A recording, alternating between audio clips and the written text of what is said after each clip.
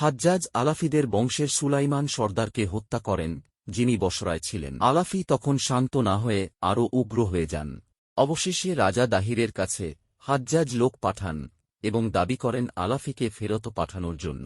রাজা দাহির তার দাবি প্রত্যাখ্যান করেন এবং ওই ব্যক্তিকে হত্যা করেন। পরে হাজ্জাজ বিন ইউসুফ আলাফির বিরুদ্ধে ফৌজ পাঠান। সেই ফৌজকে আলাফি পরাজিত করেন রাজা দাহিরের সাহায্যে।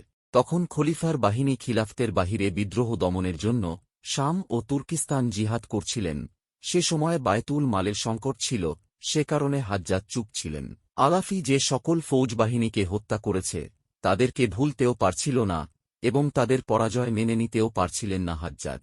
সিলনের মুসলিম বণিকদের একটি বাণিজ্যিক দল যখন হজ্জের জন্য রওনা হন, সেই জাহাজে কিছু বিধবা মহিলা ও এতিম শিশুকে অনেক আর্থিক সাহায্য দিয়ে পাঠান সিলনের রাজা। রাজা দাহির এর বাহিনী সেই জাহাজ লুট করে সকল পুরুষদেরকে হত্যা করে, নারীদেরকে ধর্ষণ করে সব সম্পদ রাজা দাহিরের কাছে পাঠায়। ওই সময় জাহাজের মধ্যে একটি কুমারী মেয়ে ছিল, সে তার রক্ত দিয়ে একটি চিঠি লিখে হাজ্জাজের কাছে পাঠান। সেই চিঠি পড়ে হাজ্জাজ বিন ইউসুফের রক্ত গরম হয়ে যায়।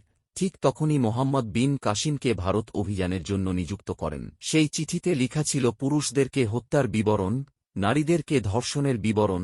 তার সাথে মেয়েটি লিখেছিলেন, খলিফা, আজকে আপনার বোনদের ইজ্জত নষ্ট হচ্ছে, আপনি কিছু করছেন না, কাল আল্লাহর কাছে কি জবাব দিবেন? তখনই ভারত অভিযান শুরু করেন মোহাম্মদ বিন কাসিম। সে সময় মোহাম্মদ বিন কাসিমের ফৌজ বাহিনীতে আনুমানিক ৬,০০০ আরোহী, ৬,০০০ উট আরোহী, এদের সঙ্গে প্রায় ৩,০০০ ভারবাহী উট ছিল।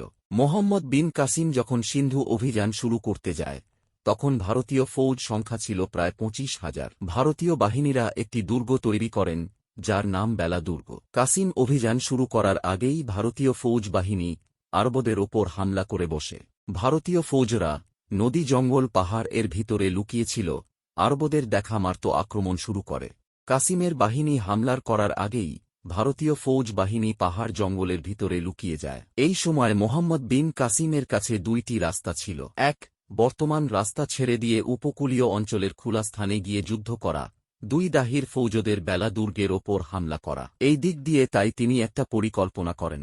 মোহাম্মদ বিন কাসিম তার ফৌজ বাহিনীকে দুই ভাগে ভাগ করে বড় অংশের আমির মোহাম্মদ বিন হারুনকে বানান, আর সে আরেক ভাগের নেতা হয়ে রাতের বেলা জঙ্গলের মধ্যে ঢুকে যান। দিনের বেলায় কাসিম আস্তে আস্তে অগ্রসর হতে থাকে, আর এই জায়গায় ভারতীয় সামরিকরা ভুল করে। ভারতীয় ফৌজরা যখন শুনতে পারে প্রান্তরে আরব ফৌজ বাহিনীরা অগ্রসর হচ্ছে, তখন তাদের সকল ফৌজকে একত্রে হবার জন্য বলা হলে, যাতে আরব ফৌজ বাহিনীরা খোলা ময়দানে আসার আগে তাদের পরাজিত করা যায়। ভারতীয় ফৌজ বাহিনীরা রাতের বেলা বাহির হয়ে পড়েন, যাতে গেরিলা ফৌজদের সঙ্গে মিলতে পারে। মোহাম্মদ বিন কাসিমের ফৌজ বাহিনীদের অনেক ক্ষয়ক্ষতি হয়, তাই তিনি এই চাল চালেন।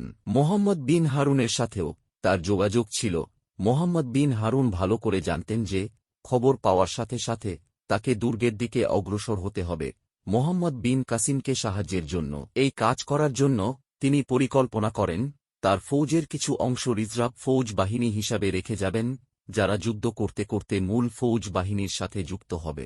ওই দিক দিয়ে হিন্দি ফৌজ বাহিনী বুঝতে পারেন নাই আরব প্রতিরক্ষা সেনাপতির পরিকল্পনা কি। ভোর যখন হতে লাগল তখন মোহাম্মদ বিন কাসিমের বাহিনী দুর্গের কাছে গিয়ে পৌঁছান।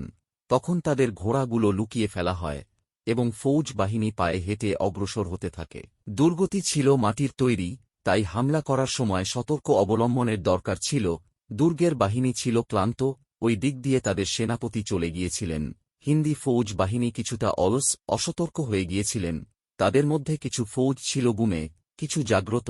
তারা নিজেরা বলতেছিলেন, হুঁশিয়ার, সাবধান, খবরদার। মোহাম্মদ বিন কাসিম তার চলাচল, গতিবিধি সব কিছু গোপন রাখছিলেন। চাঁদ যখন ডুবে যায় তখন মোহাম্মদ বিন কাসিম কিছু বাছাই করা সৈনিকসহ দুর্গের প্রাচীরে আরোহণ করে ঢুকে যান।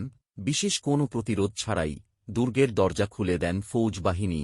দুর্গের দরজা খোলা পেয়ে বাকি সকল সৈনিক দুর্গের ভিতরে ঢুকে পড়ে।